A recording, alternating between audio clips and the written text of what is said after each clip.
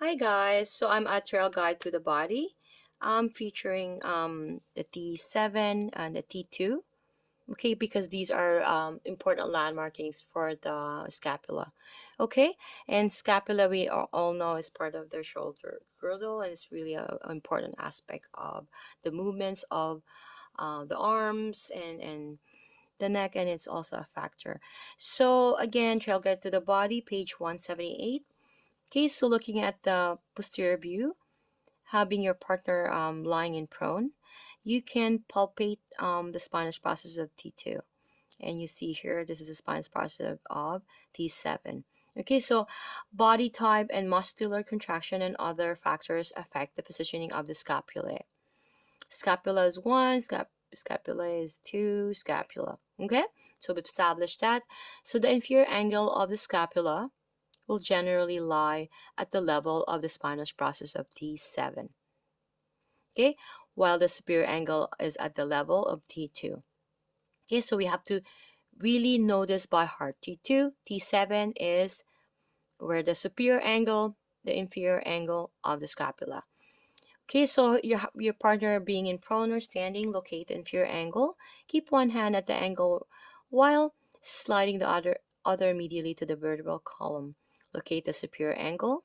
Keep one hand at the angle while sliding the other medially toward the vertebrae. So you're going to ask yourself a question from T7. Can you count the processes? Sorry, from T7, can you count the processes down to T12? Right? To T12.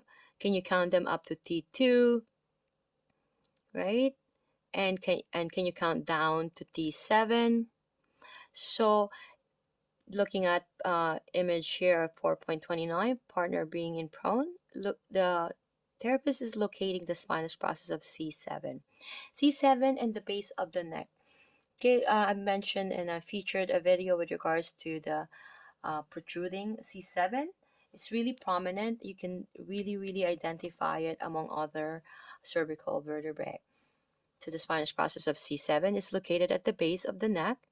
It protrudes further than C6, C5, and C4, a helpful distinction when locating structures in the upper back and neck. So we have here client being in prone, right? Um, Placing your finger pad superior to the base of the neck along the midline of the body.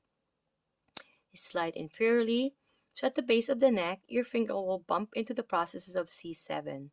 Explore its edges and neighboring processes, and then try to locate it from a supine position. So here, you're going to ask yourself these questions to confirm. Are you at the base of the neck? Is the process superior to your finger smaller than the process you are palpating? Is there an equally protruding process T1 immediately inferior? So your partner in supine palpating the spinous process of C7 here.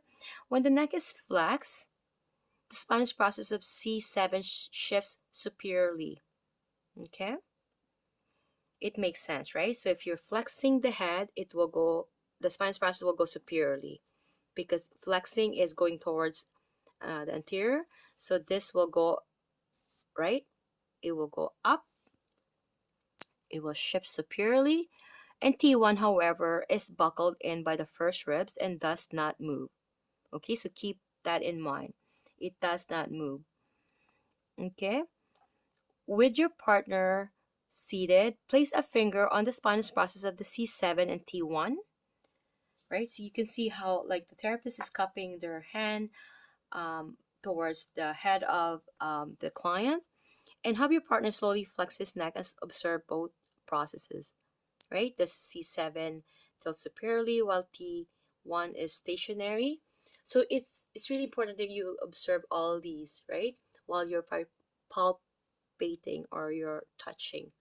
Okay, these are therapeutic touch, and it's supposed to feel it naturally. Even the muscle, let the muscle come to you. Oh my God, it's snowing hard again.